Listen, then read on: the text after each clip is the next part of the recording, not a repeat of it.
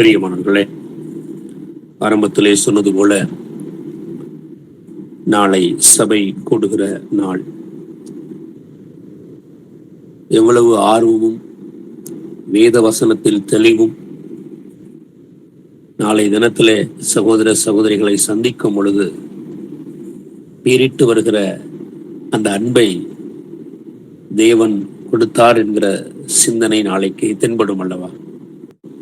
அப்படி இருக்கும் பொழுது இந்த நாளிலும் கூட கர்த்தருடைய வார்த்தையை அறிந்திருக்கக்கூடிய நாம் எந்த அளவிற்கு அதை உணர்ந்திருக்கிறோம் என்பதை ஒரு விசை திரும்பி பார்க்க போகிறோம்.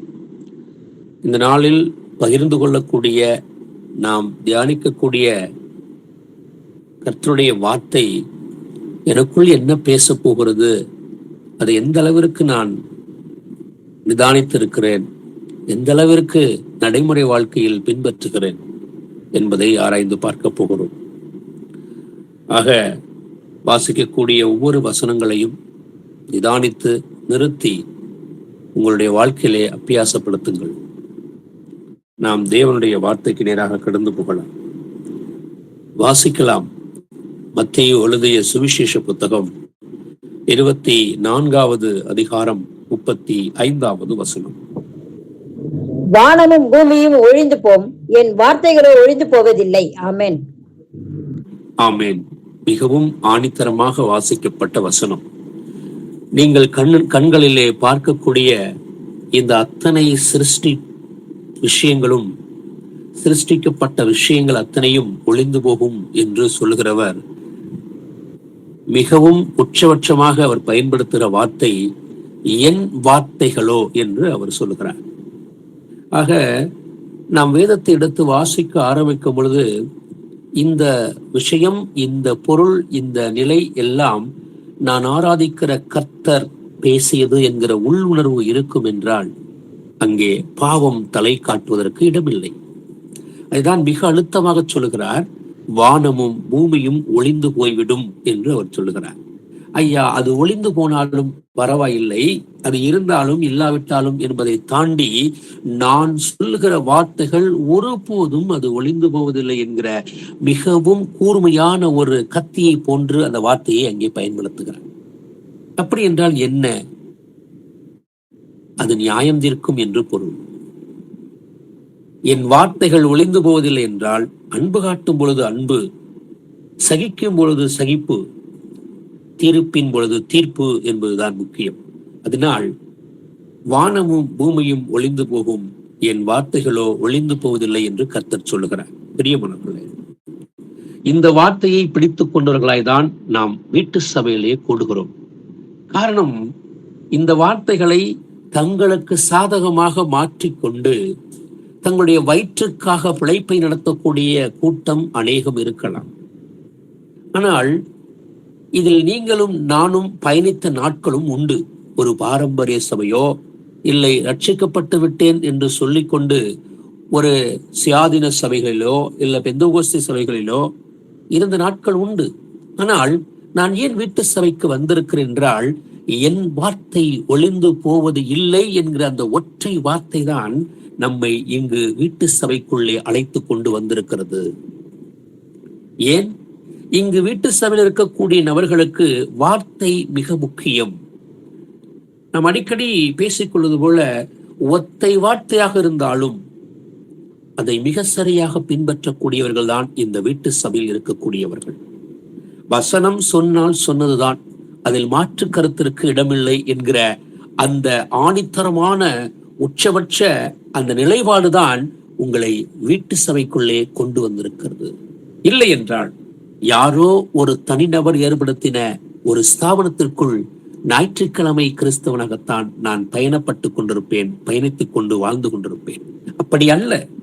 வீட்டு சபை நாளை கூட போகிறது என்றால் அதில் எவ்வளவு சந்தோஷம் உங்களுக்கு இருக்கிறது, உங்கள் ஒவ்வொருவருக்கும் இருக்கிறதா என்பதை நீங்கள் அலசி ஆராய வேண்டிய தருணம். தொடர்ந்து இந்த வார்த்தை அடுத்தடுத்து என்ன சொல்கிறது கவனிக்கலாம். மத்தேயு புத்தகம் 7வது அதிகாரம் 24வது வசனத்தை வாசிக்கலாம்.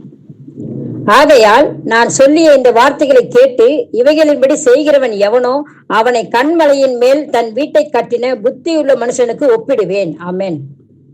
மீண்டுமாக கர்த்தர் சொல்லுகிறார், என் வார்த்தைகளை கேட்டு. கவனியுங்கள் பிரியவர்களே, நான் சொல்லிய வார்த்தைகளை கேட்டு இவைகளின்படி செய்கிறவன் எவனோ.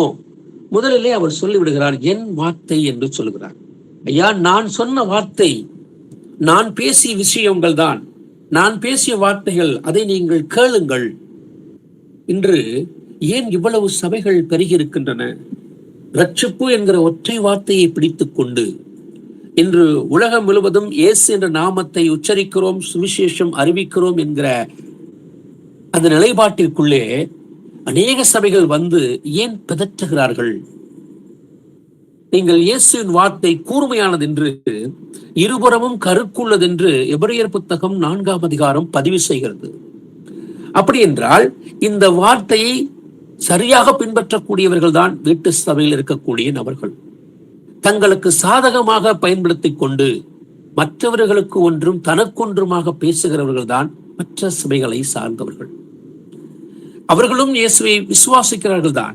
ஆனால் விசுவாசம் எதை கொண்டு வருகிறது என்றால், அவர் வார்த்தையை நீங்கள் சரியாக பின்பற்றும் பொழுதுதான். ஏனென்றால் நாம் 2 விஷயங்களை கவனித்தோம். ஒன்று, மத்தேயு புத்தகம் 24:35 சொல்கிறது என் வார்த்தை என்று சொல்கிறார்.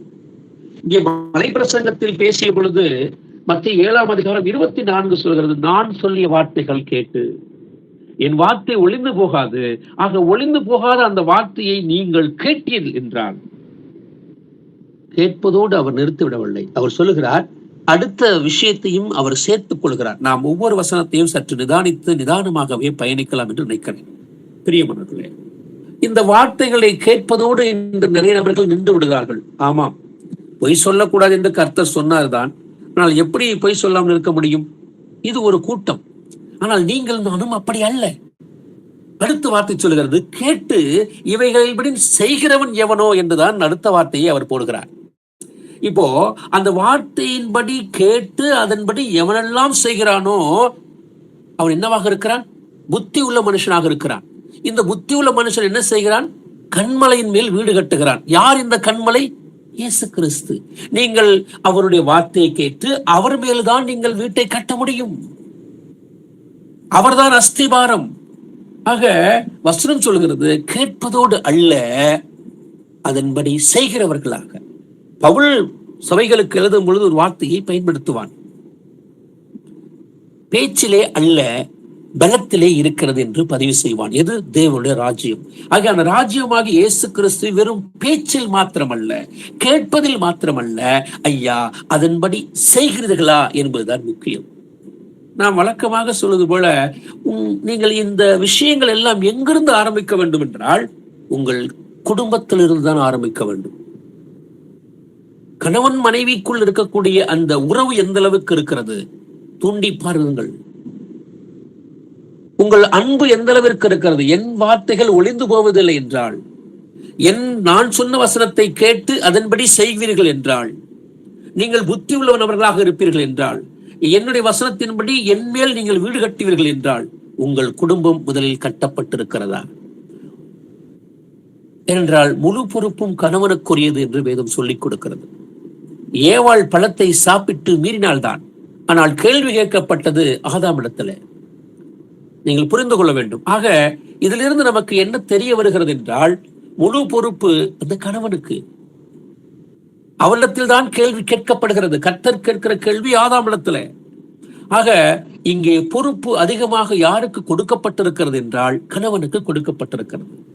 ஆக யார் வீட்டை கட்ட முடியும் என்றால், இங்கே கணவன் அதை முழுமையாக உள்வாங்கிக் கொள்ள வேண்டும். கணவனுக்கு முழு பொறுப்பு இருக்கிறது. அதற்காக சகோதரிகள் நகர்ந்து விடக்கூடாது என்று சொல்லவில்லை. ஏனென்றால் அங்கு அதே ஆதியாகமம் புத்தகத்திலே ஒன்று சொல்லப்பட்டிருக்கிறது, மனிதன் தனிமையாக இருப்பது நல்லது இல்லை, இது தேவனே கண்டார் என்று சொல்லுகிறது. ஆக தேவனுக்கு மனிதன் தனியாக இருப்பது நல்லது இல்லை என்றால் அங்கே பிரச்சனை வரும் என்பதற்காகத்தான் அங்கே ஏவாளை அவர் கொண்டு வருகிறார். எப்படி என்று வசனம் சொல்லுகிறதாம், ஆதாமுக்கு ஏற்ற துணை இன்னும் காணப்படவில்லை. ஆக துணை காணப்படவில்லை என்று சொல்லவில்லை, வார்த்தை அங்கு ஏற்ற இறக்கமாக்குறது.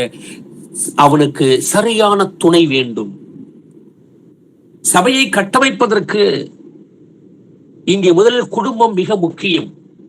என்றால் அவர் சொன்ன வார்த்தைகளை கேட்டு அதன்படி செய்யக்கூடிய குடும்பம் புதிய உடன்படிக்கையிலே நீங்கள் பார்ப்பீர்கள் என்றால் 1, 2, 3 நீங்கள் கவனிக்கலாம். வேதம் அந்த அளவிற்கு தான் பதிவு செய்திருக்கிறது. நமக்கு அதிகபட்சமாக தெரிந்த குடும்பம் புறஜாதி மக்களாகிய கொர்நேலியின் குடும்பத்தை பார்க்கலாம், இல்லை ஆக்கில்லா பிரிஸ்கில்லா குடும்பத்தை நீங்கள் பார்க்கலாம். இவர்கள் எல்லாம் பாருங்கள். இல்லை ரோமர் புத்தகம் கடைசி 16ஆம் அதிகாரத்தை வாசிப்பீர்கள் என்றால் அதில் சொல்லப்பட்ட வாழ்த்துக்களை படிக்கும் பொழுது சில குடும்பங்களை அங்கே பட்டியலிடுகிறார். இப்படி குறிப்பிட்ட இந்த விஷயங்களை ஏன் வேதம் பதிவு செய்திருக்கிறது என்றால், இன்று நான் குடும்பமாக நான் கட்டப்பட்டிருக்கிறேனா என்றால் இது கண்மலையில் கட்டப்பட்டது என்கிறது வசனம் சொல்கிறது. நாம் ஆரம்பத்தில் சொன்னது போல நாளை சபை கூடுகை என்றால் என் குடும்பம் சரியாக அதில் இருக்கிறதா? கொர்நேலியை எடுத்துக் கொள்ளுங்கள். தன் வீட்டார் அனைவரோடும் தேவனுக்கு பயந்தவனாக இருக்கிறான் என்றுதான் வேதம் பதிவு செய்கிறது. இப்போ என் வீட்டார் அனைவரோடு நான் தேவனுக்கு பயந்த பிள்ளையாக இருக்கிறேனா?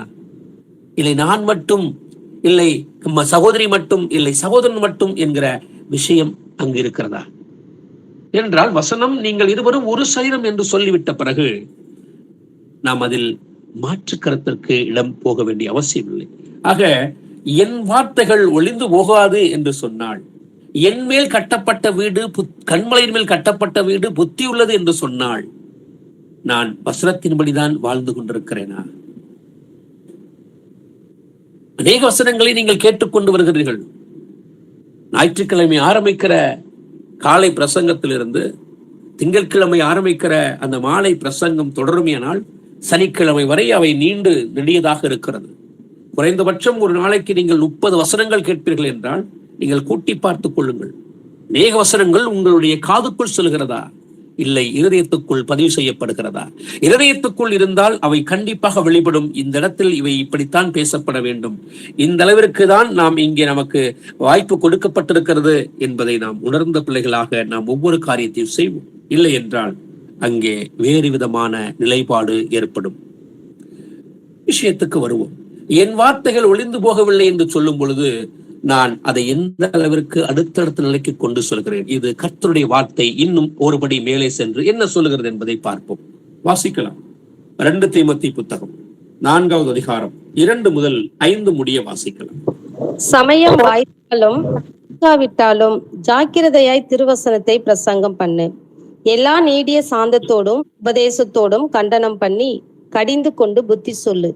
ஏனென்றால் அவர்கள் ஆரோக்கியமான உபதேசத்தை பொறுக்க மனதில்லாமல் செவுத்தினவு உள்ளவர்களாகி தங்கள் சுய இச்சைகளுக்கு ஏற்ற போதகர்களை தங்களுக்கு திரளாக சேர்த்து கொண்டு சத்தியத்துக்கு செவியை விலக்கி கட்டுக்கதைகளுக்கு சாய்ந்து போகும் காலம் வரும்.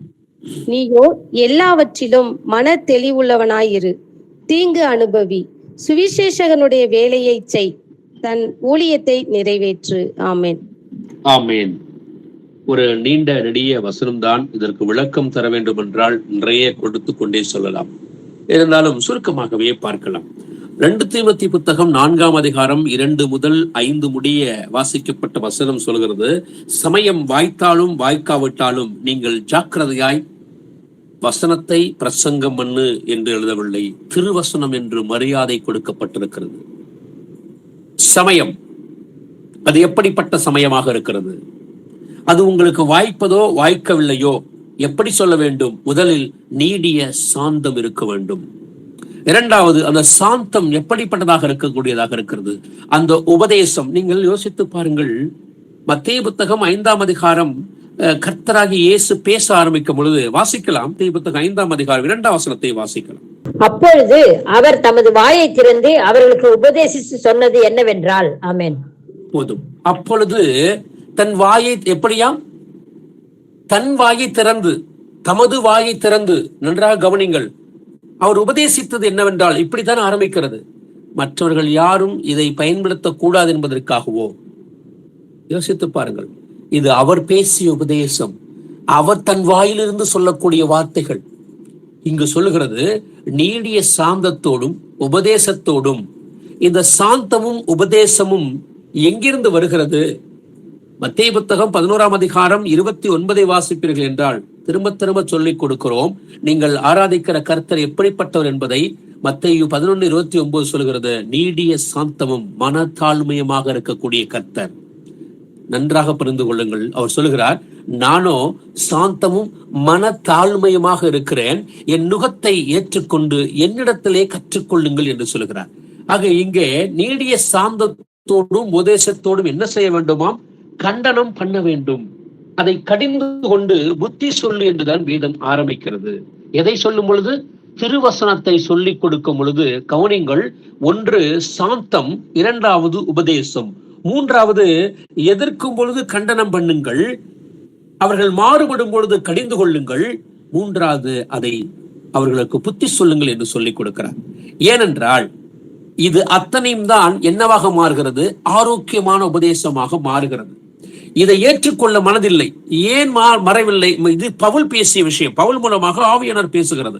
தேவன் மாம்சத்தில் இருக்கும் பொழுது, நன்றாக கவனிங்கள், இது யோவான் புத்தகம் 16ஆம் அதிகாரத்தை நீங்கள் வாசிப்பீர்கள் என்றால், ஆவியானவர் வரும் பொழுது பாவத்தை குறித்தும் நீதியை குறித்தும் நியாய தீர்ப்பை குறித்தும் கண்டித்து உணர்த்துவார் என்று தெளிவாக இயேசுவே பேசியிருக்கிறார். இந்த இயேசு என்ற நாமத்தை உச்சரிக்கும் பொழுதெல்லாம் ஒரு விதமான எண்ண ஓட்டம் ஓடுகிறது. ஏனென்றால் அவர் கர்த்தர், அவர் தேவன், இந்த வானத்தையும் பூமியையும் படைத்தவர். அவர் நாமத்தை உச்சரிப்பதற்கு நமக்கு எவ்வளவு சுதந்திரம் கொடுத்திருக்கிறார் என்பதை ஒரு விசை யோசித்து பார்ப்பீர்கள் என்றால், அதைத்தான் ஆவியாக வந்த பொழுது கர்த்தர் பேசுகிறார். எப்படியாம்? கிறிஸ்துவின் நாமத்தை சொல்லுகிற எவனும் அநியாயத்தை விட்டு விலக வேண்டும், என் நாமத்தை வீணிலே வழங்காதிருப்பாயாக என்பது பழைய உடன்படிக்கை. ஆனால் புதிய உடன்படிக்கையிலே யாரெல்லாம் என்னை ஏற்றுக்கொள்கிறார்களோ, என்னை விசுவாசிக்கிற அத்தனை பேரும் என்னுடைய பிள்ளைகளாகும்படி அதிகாரம் கொடுத்திருக்கிறது என்பது யோவான் 1:12 சொல்லிக் கொடுக்கிறது. இவ்வளவு அதிகாரம் கொடுத்திருக்கிறது. ரோமருக்கு எழுதும் போது பவுல் சொல்லுகிறான், புத்திர சுவிகாரத்தின் ஆவியை பெற்றிருக்கிறீர்கள் என்று சொல்கிறார். அந்த உரிமைதான் எப்படியாம்? நாம் தேவனை அவர் நாமத்தை சொல்லி அழைக்கக்கூடிய பாக்கியம். இதுதான் ஆரோக்கியமான உபதேசம். அந்த தேவன் சொல்லிக் கொடுத்தார். மனந்திரும்புங்கள் என்று சொல்லிக் கொடுத்துதான் ஆரோக்கியமான உபதேசம். அவர் வேறு வார்த்தைகளை பயன்படுத்தி இருக்கலாம், அவர்களை பார்த்து வேறு விதமாக பேசியிருக்கலாம். ஆனால் எதை அவர் முன் குறித்திருந்தாரோ, எதற்காக தான் வரப்போகிறேன் என்ற நிலைப்பாடு எடுத்தாரோ, அதை அவர் நிறைவேற்றியாக வேண்டும். கர்த்தர் அவர் வந்த பிறகு அவர் பேசுகிறார், மனந்திரும்புங்கள் என்று சொல்லிக் கொடுக்கிறார். வேறு வார்த்தை பேசவில்லை. மனந்திரும்புங்கள் என்று சொல்லும் பொழுது பலருக்கு இடிக்கிறது. நீ பாவத்தில் இருக்கிறாய் என்று சுட்டி காட்டும் பொழுது சிலருக்கு கசப்பாக இருக்கிறது. நீ இன்னும் பொய் பேசுகிறாய், இன்னும் பதற்றுகிறாய், இன்னும் ஏமாற்றுகிறாய், இன்னும் செல்போன் பார்க்கிறாய், இன்னும் வாட்ஸ்அப், பேஸ்புக், ட்விட்டர் எல்லா காரியங்களிலும் உன்னுடைய கணக்கு தேவையில்லாமல் இருக்கிறது. உன்னுடைய கண்களும் இருதயமும் இன்னும் அசுத்தத்தையும் இச்சையும் நோக்கி பயணித்துக் கொண்டிருக்கிறது. இதை சொல்லும் பொழுது அநேகர் கடிந்து கொள்ளுகிறார்கள். இதை நாம் சொல்லவில்லை, கர்த்தர் பேசினார். ஒற்றை வார்த்தையிலே நான் பேசிய அத்தனை விஷயத்தையும் சேர்த்து ஒரே வார்த்தையில் கர்த்தர் பேசினார், மனம் திரும்புங்கள் என்று சொன்னார். நீ பாவத்தில் இருக்கிறாய் என்பதை குறிப்பாய் அவர் உணர்த்துவது எப்படி? மனம் திரும்புங்கள் என்ற ஒற்றை வார்த்தையை சொன்னார். பேதுரும் அதைத்தான் சொன்னார். அப்போஸ்தலர் புத்தகம் 2ஆம் அதிகாரம் 38 அவன் பதிவு செய்கிறான், பேதுருவே நாங்கள் என்ன செய்ய வேண்டும் என்று அவர்கள் கேட்ட பொழுது முதலில் பயன்படுத்துகிற வார்த்தை மனம் திரும்பி என்று அவன் பதிவு செய்கிறான். ஆக இதற்கு என்ன பெயர் வைக்கிறார் வேதம் வைக்கிறது என்றால், ஆரோக்கியமான உபதேசத்தை பொறுக்க மனதில்லாமல். 2 தீமோத்தேயு 4:3. இதுதான் ஆரோக்கியமான உபதேசம். ஏன் ஆரோக்கியமான உபதேசம் என்று அழுத்தி சொல்லுகிறேன் என்றால், 1 கொரிந்தியர் புத்தகம் 15ஆம் அதிகாரம் 19 சொல்லிக் கொடுக்கிறது, நாம் இம்மைக்காக மாத்திரம் தேவனை தேடுகிறவர்களாக இருந்தால் நம்மை விட பரிதபிக்கக்கூடிய கூட்டம் வேறு ஒன்றுமே இல்லையே ஐயா. அதனாலதான் அவர் சொன்னார், நீ மனம் திரும்பு, உனக்கு அங்கு ஒன்று இருக்கிறது என்று சொல்லிக் கொடுத்தார். நான் இந்த பூமிக்காக வாழ்கிறேனா? இல்லை. மார்க்கு புத்தகம் 10ஆம் அதிகாரம் 28 30 31 வாசிப்பீர்கள் என்றால், நீங்கள் எப்படியாம் இம்மையில் இல்லை மறுமையில் எதை பெற்றுக் கொள்வீர்கள்? நித்திய ஜீவனை பெற்றுக் கொள்வீர்கள். அப்போ இங்கு உங்களுக்கு என்ன இருக்கிறது? கஷ்டம் இருக்கிறது. இல்லை, இயேசு பேசுகிறார். யோவான் புத்தகம் 16ஆம் அதிகாரம் கடைசி பகுதியிலே பேசுகிறார், நான் உலகத்தை ஜெயித்தேன், உங்களுக்கு உலகத்திலே உபத்திரம் உண்டு என்று சொல்லுகிறார். திறன் கொள்ளுங்கள் என்று சொல்லுகிறார். இல்லை, அவர் ஆவியாக வந்த பொழுது புதிய உடன்படிக்கை தீமோத்தேயுக்கு எழுதும் போது பவுல் பதிவு செய்கிறான். 2 தீமோத்தேயு புத்தகம் 3ஆம் அதிகாரம் 12 சொல்லிக் கொடுக்கிறது, கிறிஸ்துவுக்கு உண்மையாய் நடக்க மனதாய் இருக்கிற யாவரும் துன்பப்படுவார்கள் என்று சொல்லிக் கொடுக்கிறது. இவையெல்லாம் ஏன் சொல்லிக் கொடுக்கிற? இதுதான் ஐயா ஆரோக்கியமான உபதேசம். நீங்கள் இங்கே பாடுபட்டால் தேவனோடு சந்தோஷமாக இருப்பீர்கள் என்பதுதான் வேதம் நமக்கு திரும்ப திரும்ப சொல்லிக் கொடுக்கிறது. எதன் நிமித்தம்? இயேசுவின் நிமித்தம், உபதேசத்தின் நிமித்தம், சுவிசேஷத்தின் நிமித்தம் நீங்கள் பாடுபட்டால் தான் உங்களுக்கு பிரதி உண்டு. ஆனால் நான் என் சுய இச்சையின்படி பாடுபட்டால் அப்படி அல்ல. அதையும் புரிந்து கொள்ள வேண்டும். விஷயத்துக்கு வருகிறேன். அவர்கள் ஆரோக்கியமான உபதேசத்தை பொறுக்க மனதில்லாமல், எப்படி ஆரோக்கியமான, என்னை பார்த்து பாவி என்று சொல்லிவிட்டானே, நான் மனம் திரும்ப வேண்டும் என்று சொல்லிவிட்டானே, நான் அப்படி என்ன குற்றம் செய்தேன்? பிதற்றக்கூடிய நபர்கள் இன்னும் இருக்கிறார்கள். நீங்கள் சுவிசேஷம் சொல்ல போகிற இடங்களிலே அநேகர் இப்படித்தான் பேசுவார்கள். பேசிய நாட்கள் உண்டு, கேட்டவர்கள் உண்டு. நான் என்ன பாவம் செய்தேன்? இந்த வார்த்தையே தேவனுக்கு பிடிக்காத ஒன்று என்ற வசனம் சொல்கிறது. லூக்கா புத்தகம் 18ஆம் அதிகாரம் 13 உங்களுக்கு ஞாபகப்படுத்துகிறேன். அங்கே ஆயக்காரன் ஜெபிக்கிறான். தன் கண்களை வானத்துக்கு ஏறெடுக்க துணியாமல் தன் மார்பிலை அடித்துக் கொண்டவனாய், ஆண்டவரே நான் பாவி, ஆண்டவரே என் மேல கிருபையாயிரும் என்று கேட்கிறான். கர்த்தர் சொல்லுகிறார், உள்ளுக்குள் ஆலயம் என்ற பெயரிலே உள்ளுக்குள் இருந்து ஜெபிக்கிறவன் இல்லை, வெளியிலே தன் கண்களை எடுத்து பார்க்க துணியாமல் மார்பில் அடித்துக் கொண்டானே, இவன்தான் பரலோகம் என்று சொன்னான். இவன்தான் பரலோகத்துக்கு போவான் என்று சொல்லிக் கொடுத்தார் கர்த்தர். ஆக நான் பாவி என்ற உணர்வோடு என்னை கர்த்தர் மீட்டார், சந்தோஷம். ஆனால் அந்த எண்ண ஓட்டம் உங்களுக்குள் வந்து போய் கொண்டிருக்குமே, ஆனால் நீங்கள் அடுத்த பாவ நிலைக்கு செல்ல மாட்டீர்கள். இல்லை என்றால் சுதந்திரம் என்ற பெயரிலே பாவம் இன்னும் அநேகம் செய்வதற்கு வாய்ப்பு இருக்கும். அதைத்தான் மற்றவர்கள் செய்து கொண்டிருக்கிறார்கள். ஆக இந்த ஆரோக்கியமான உபதேசத்தை பொறுக்க மனதில்லாமல் செவித்தினி உள்ளவர்களாகி, நன்றாக கவனியுங்கள், செவித்தினவு உள்ளவர்களாகி. இந்த செவித்தினவு என்றால் தமிழிலே நீங்கள் பார்ப்பீர்கள் என்ற நிறைய விஷயங்களை நீங்கள் அதில் கோடிட்டு பார்க்கலாம். ஏனென்றால் அதற்கு அடுத்த வார்த்தை சொல்கிறது, தங்கள் சுய இச்சைகளுக்கு ஏற்ற போதர்கள் என்று சொல்லிக் கொடுக்கிறது. இந்த வசனத்தை நீங்கள் நிறைய முறை வாசித்திருக்கலாம். உங்களுக்கு விளக்கம் தருகிறேன். கர்த்தர் சொன்னார், எப்படி கவனித்துக் கொள்ளுங்கள், ஆலயம் சரீரம் என்று சொல்லிக் கொடுத்தாரா, இல்லை சரீரம் ஆலயம் என்று சொல்லிக் கொடுத்தாரா? கவனிங்கள். இன்று அநேகர் பிதற்றுகிறார்கள். எப்படி ஆலயம் சரீரம் என்று சொல்லிக் கொடுப்பார்கள் போதகர்கள். ஆமாம், ஆலயம் சரீரம் என்று. இல்லை இல்லை, அதில் ஒரு சூட்சம் இருக்கிறது. கர்த்தர் சொன்னார், உங்கள் சரீரம் தான் ஆலயம் என்று சொல்லிக் கொடுத்தார். உங்கள் சரீரம் தேவனாலே பெற்றும் தேவனுடைய ஆவி தங்கியும் இருக்கக்கூடிய பரிசுத்தாவின் ஆலயமாக இருக்கிறது என்பதை அறியாமல் இருக்கிறீர்களா என்று 1 கொரிந்தியர் 6:19 பதிவு செய்கிறது. ஆக இப்படித்தான் உலக மக்கள் என்ன பண்ணுவார்கள்? நம்மை மாற்றுவதற்கு முயற்சி செய்து கொண்டு வருவார்கள். இது உலக போதனை. ஆனால் கர்த்தர் சொல்லிக் கொடுக்கிறார், இந்த செவித்திறவு உள்ளவர்கள் என்ன சொல்லுவார்கள்? எப்படியாம் ஆலயம்தான் சரீரம் என்று சொல்லிக் கொடுப்பார்கள். அங்கே வந்து பாருங்கள் என்று சொல்லிக் கொடுப்பார்கள். கூட்டம் அலை மோதுகிறது. ஆனால் அவர்கள் வாயிலிருந்து ஒருபோதும் வராத ஒன்று, நீங்கள் தான் ஆலயம் என்று சொல்லிக் கொடுப்பார்கள் என்றால் அவர்களுக்கு என்ன வேலை இருக்கிறது? அதைத்தான் வீட்டு சபை சொல்லிக் கொடுக்கிறது. ஏன் இந்த சரீரம் ஆலயம் என்றால் எப்படி பாவம் உள்ளே நுழையும்? நான் பார்க்கக்கூடிய பார்வையில் பரிசுத்தம் வந்து சேரும் அல்லவா? 1 கொரிந்தியர் 6:19 உங்களுக்கு ஞாபகப்படுத்தினேன். உங்கள் சரீரம் தேவனாலே பெற்றது என்றால் எவ்வளவு அன்பு இருக்க வேண்டும்? தேவனுடைய ஆவி தங்கியிருக்கக்கூடிய பரிசுத்தமுள்ள ஆலயம் என்று சொன்னால் நான் என்னுடைய பாவம் அத்தனையும் கழுவப்பட்ட மனிதனாக புது சிருஷ்டியாக அல்லவா இருக்கிறேன். கவனியுங்கள், மீண்டுமாக ஞாபகப்படுத்துகிறேன், நாளை சபை கூடுகை. இந்த சரீரம் மிக முக்கியம் என்று வசனம் சொல்லிக்கொண்டே வருகிறது. இது மிகவும் மிகவும் முக்கியமானது என்று ஏன் சொல்கிறேன் என்றால், இந்த செவித்தினவு உள்ளவர்கள் என்னவாக மாறுகிறார்கள்? தங்கள் சுய இச்சைகளுக்கு ஏற்ற போதர்களை திரளாக சேர்த்துக் கொள்கிறார்கள். இங்கே ஒன்று செவி தினவு தன் காதுகளுக்கு ஏற்றது போன்று, தங்களுடைய மனதிற்கு ஏற்றது போன்று ஒரு விஷயம் நடக்க வேண்டும். அப்படி என்றால் அதற்கு என்ன பெயர்? அடுத்த வார்த்தையை சொல்கிறது, அது சுய இச்சை என்று சொல்கிறது. கர்த்தர் சொன்னால் மனம் திரும்புங்கள் என்று சொல்லிக் கொடுத்தார். ஆனால் இல்லை ஆண்டவரே, என் சுய இச்சைக்கு ஏற்றது போன்றுதான் நான் ஆட்களை தேடுவேன். யார் நீ நல்லாவே இருப்பாய் என்று சொல்லிக் கொண்டே இருக்கிறார்கள் என்றால், உனக்கு கஷ்டமே இல்லை என்று சொல்லிக் கொண்டே இருப்பார்கள் என்றால், யோசித்து பாருங்கள், வேதம் எங்கேயாவது பதிவு செய்திருக்கிறதா? தேவ ராஜ்யத்தின் நிமித்தம் நீ தீங்கு அனுபவி, பாடு அனுபவி என்று தீமத்துக்கு எழுதுகிறான், தீர்த்துக்கு எழுதுகிறான் பவுல். ஏன்? அப்போஸ்தலர் புத்தகம் 14ஆம் அதிகாரத்தை நீங்கள் வாசிப்பீர்கள் என்றால், நாம் உபத்திரவங்கள் வழியாய் தான் எங்கு செல்ல வேண்டுமோ ராஜ்யத்திற்குள் பயணிக்க வேண்டும் என்று பதிவு செய்கிறான். சீஷர்கள் மனதை திடப்படுத்துகிறான். ஆக இந்த ஆரோக்கியமான வசனத்தை, உபதேசத்தை விட்டுவிட்டு சத்தியத்திற்கு செவியை விளக்கி கட்டுக்கதைகளுக்கு சாய்ந்து போகும் காலம். மீண்டுமாக ஞாபகப்படுத்துகிறேன், சத்தியத்திற்கு நீங்கள் செவியை விளக்கி விட்டீர்கள் என்றால் அங்கு கட்டுக்கதைகள் தான் இருக்கும். மனிதனால் ஏற்படுத்தப்பட்ட கட்டுக்கதைகள் தான் இருக்கும்.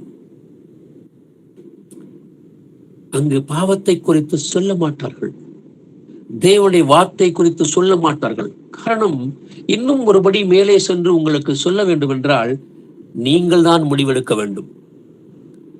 நீங்கள் தேவநீதியை பின்பற்றுகிறவர்களாக இருப்பீர்கள் என்றால் சுயநீதியை அழித்து விட்டீர்கள் என்றுதான் பொருள்.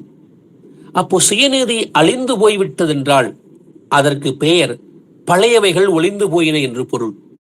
பழையவைகள் ஒளிந்து போயின, எல்லாம் புதிதாயின என்றால் அங்கே தேவநீதி நிலைநிறுத்தப்பட்டிருக்கிறது என்று பொருள். தேவநீதி வந்துவிட்டால் என் பழைய மனிதன் ஒருபோதும் வெளியே வரக்கூடாது. இதுதான் நியமம். அங்கே சுய இச்சைகளுக்கு வேலை இல்லை, அங்கே கட்டுக்கதைகளுக்கு வேலை இல்லை. இதை புரிந்து கொண்டால் 5ஆம் வசனம் சொல்லுகிறது, 2 தீமோத்தேயு 4:5, நீயோ எல்லாவற்றிலும் மன தெளிவுள்ளவனாய் இரு. அடுத்த வார்த்தை பாருங்கள், தீங்கு அனுபவி, சுவிசேஷகனுடைய வேலையை செய், உன் ஊழியத்தை நிறைவேற்று. எத்தனை விஷயங்கள் பாருங்கள். ஒன்று, மன தெளிவுள்ளவனாய் இரு. நீங்கள் இதுதான் இயேசு கிறிஸ்துவின் சத்தியம், வீட்டு சபை சொல்லிக் கொடுக்கிறது, சத்தியம் இதுதான், வசனம் இப்படித்தான் பேசுகிறது, என்னிடத்திலே கர்த்தர் பேசினார் என்கிற தெளிவு வந்திருக்குமே என்றால் நீங்கள் தீங்கு அனுபவிக்க தயாராக இருக்கிறீர்கள் என்று பொருள். அதுதான் அடுத்து சொல்லுகிறார், நீ வசனத்தை ஏற்றுக்கொண்டீர்கள் என்றால் கர்த்தர் சொன்னார், மத்திய 28ஆம் அதிகாரம் கடைசியில சொல்கிறார், ஆகையால் புறப்பட்டு செல்லுங்கள் என்று சொன்னார். ஆக சுவிசேஷகனுடைய வேலையை நீங்கள் செய்ய வேண்டும், உங்களுக்கு கொடுத்த வேலையை நிறைவேற்றுங்கள் என்று கர்த்தர் சொல்லி முடிக்கிறார். இப்பொழுது உங்களுக்கு புரிந்திருக்கும் என்று நினைக்கிறேன். கர்த்தருடைய வார்த்தை எந்த அளவிற்கு தெள்ள தெளிவாக இருக்கிறது, ஒழுங்கும் கிரமமாக இருக்கிறது என்பதை புரிந்து கொள்ள வேண்டும். அப்படி என்றால் இன்னும் ஒருபடி மேலே சென்று எபிரேயர் புத்தகம் என்ன சொல்கிறதை கவனிக்கலாம். எபிரேயர் புத்தகத்துக்கு திருப்பிக் கொள்ளுங்கள். 3ஆவது அதிகாரம் 12வது வசனத்தை வாசிக்கலாம். சகோதரரே, ஜீவனுள்ள தேவனை விட்டு விலகுவதற்கு ஏதுவான அவிசுவாசமுள்ள பொல்லாத இருதயம் உங்களில் ஒருவனுக்குள்ளும் இராதபடிக்கு நீங்கள் எச்சரிக்கையாய் இருங்கள். ஆமென். ஆமென். சகோதரரே என்று அவன் ஆரம்பிக்கிறான். அவன் பயன்படுத்துகிற வார்த்தையை கவனிங்கள். தேவனை விட்டு விலகுவதற்கு ஏதுவான என்று ஆரம்பிக்கவில்லை, ஜீவனுள்ள தேவனை விட்டு விலகுவதற்கு ஏதுவான பொல்லாத இருதயம் என்றும் இல்லை, அவ்விசுவாசம் உள்ள இருதயம். கவனிங்கள், நீங்கள் வார்த்தைகளை நீங்கள் உடைத்து பாருங்கள், அங்கே கர்த்தர் நன்றாக வெளிப்படுவார். ஏதோ ஒரு கதை புத்தகத்தை வாசிப்பது போன்று சகோதரர் சொன்னார், சகோதரிகள் சொன்னார்கள் என்பதற்காக இல்லை, உங்களுக்குள்ளே ஒரு இருதயம், உங்களுடைய நிலைப்பாடு என்ன என்பதை உணர்வதற்கு முன்னதாகவே வேதத்தை எடுத்து வாசித்து விடலாமே என்பதற்காக அல்ல. நீங்கள் தேவனிடத்திலே சென்று அமருங்கள், நேரம் ஒதுக்குங்கள், வேதத்தை புரட்டுங்கள். ஆண்டவரே எனக்கு சொல்லிக் கொடுங்கள். நிதானமாக முன்னதாக ஒன்று நீங்கள் செய்ய வேண்டும், உங்கள் இருதயத்தை ஒருநிலைப்படுத்த வேண்டும். அது உங்களால் கூடாத காரியம். ஏனென்றால் கொரிந்தியருக்கு எழுதும் பொழுது 2 கொரிந்தியர் 10:5 சொல்லும், கிறிஸ்துவின் சிந்தைக்கு, கிறிஸ்துவை அறிகிற அறிவுக்கு எதிராக எழும்புகிற எல்லா மேட்டிமையான சிந்தையும், அந்த விஷயங்கள் அத்தனையும் நான் என்ன பண்ணுகிறேன், கிறிஸ்துவுக்கு சிறைப்படுத்துகிறேன் என்று சொல்லும். ஆக இதை நீங்கள் அந்த தேவையற்ற சிந்தனைகளை சிறைப்படுத்துகிற முயற்சியில் முதலில் இறங்க வேண்டும். மார்க்க புத்தகம் 12 சொல்லிக் கொடுக்கிறது, முழு இருதயத்தோடு, முழு ஆத்மாவோடு, முழு பலத்தோடு, வலிமையோடு உன் தேவனாகிய கர்த்தரிடத்திலே அன்பு செலுத்த வேண்டும் என்று. ஆக என் சிந்தையை நான் முழுவதுமாக தேவனிடத்தில் அன்பு செலுத்துவதற்கு கொண்டு வருவதற்கு முன்னதாக உங்களை நீங்கள் தயார் செய்ய வேண்டும். தேவ வசனத்தை நன்றாக கேட்டு நீங்கள் வாசிக்க வாசிக்க தேவனிடத்திலே போய் அமரும் பொழுது, ஆண்டவரே நீங்கள் சொல்லிக் கொடுங்கள், நான் கேட்கிறேன் என்று எப்பொழுது அமர்கிறீர்களோ ஒவ்வொரு வார்த்தையின் பொருளையும் அவர் ஏனோ தானோ என்று எழுதி வைப்போர் அல்ல, ஏனோ தானோ என்று சொல்லிவிட்டு கடந்து போகிற மனிதனும் அல்ல. என்றால் ஒரு வார்த்தைக்கு ஒவ்வொரு உறுப்பும் என்னவாகும்? மிக தெளிவாக ஒரு விஷயத்தை சொல்லிக் கொடுக்கும். ஆக நிறுத்தி நிதானமாக நீங்கள் வாசிக்கும் பொழுது, சகோதரரே, இந்த ஜீவனுள்ள தேவனை நீங்கள் விட்டுவிட வேண்டாம். அப்படி விட்டு விடுவீர்கள் என்றால் அங்கு என்ன வரும்?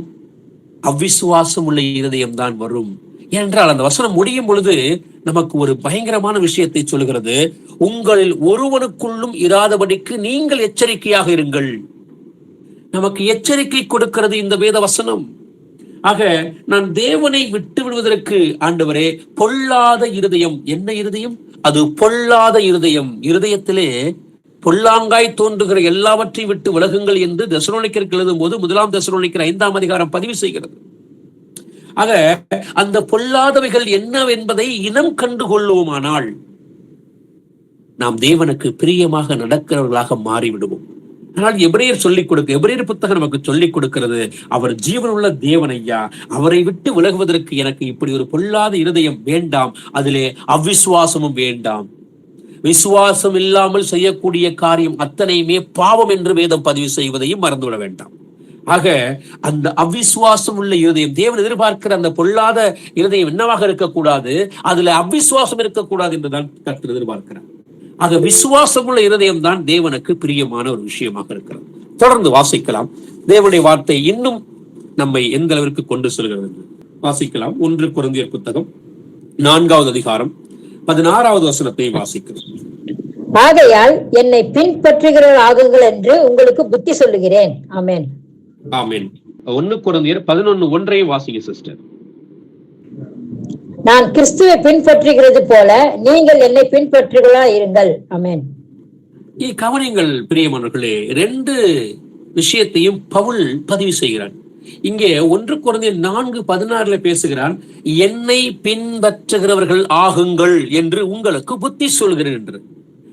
அடுத்தது அவன் அடுத்து 10 அதிகாரம் கடந்த பிறகு தெல்ல தெளிவாக அடிக்கிறான். மீண்டுமாக, நான் கிறிஸ்துவை பின்பற்றுவது போல நீங்கள் என்னை பின்பற்றுகளாகுங்கள் என்று உங்களுக்கு சொல்கிறேன் என்று அவன் சொல்லுகிறான். இதை இன்று இருக்கக்கூடிய பாரம்பரிய சபை போதகர்களோ இல்லை ரட்சிக்கப்பட்டு விட்டேன் என்று சொல்லக்கூடிய பெந்தகோஸ்தே அனுபவம் உள்ள ஆவிக்குரிய சபைகளோ அங்கு நடத்தக்கூடிய போதகர்கள் இதை சொல்ல முடியுமா? யோசித்து பாருங்கள். ஆனால் நீங்களும் நானும் இதை ஆணித்தரமாக சொல்லலாம். ஏனென்றால் நாம் சத்தியவசனத்துக்கு முதலிடம் கொடுக்கிறோம். நாம் கொஞ்சத்தில் உண்மையுள்ளவராக இருக்கிறோம். அநேகத்தில் அதிகாரிகளாக மாற்றப்பட போகிறோம். இந்த கொஞ்சத்தில் உண்மை என்கிற விஷயத்தில் தான் பவுல் பேசுகிறான். இவன் இவ்வளவு தைரியமாக பேசும் பொழுது கூட ஒன்றை அவன் பதிவு செய்யாமல் விட்டுவிடவில்லை. அவனை குறித்தும் சொல்கிறான், நான் பாவிகளில் பிரதான பாவி என்று சொல்கிறான். குறை பிரசவத்தில் பிறந்தவன் ஐயா, இப்படி அகால பிறவி என்று அவன் சொல்லுகிறான். அகால பிறவி என்றால் என்ன? யோசித்து பாருங்கள். பிறவி என்பது யோசித்து பாருங்கள், 10 மாதம் என்றுதான் ஒன்று இருக்கிறது. அதற்கு முன்னதாகவே ஒரு விஷயம் நடந்து விட்டால் அது அகால பிறவி.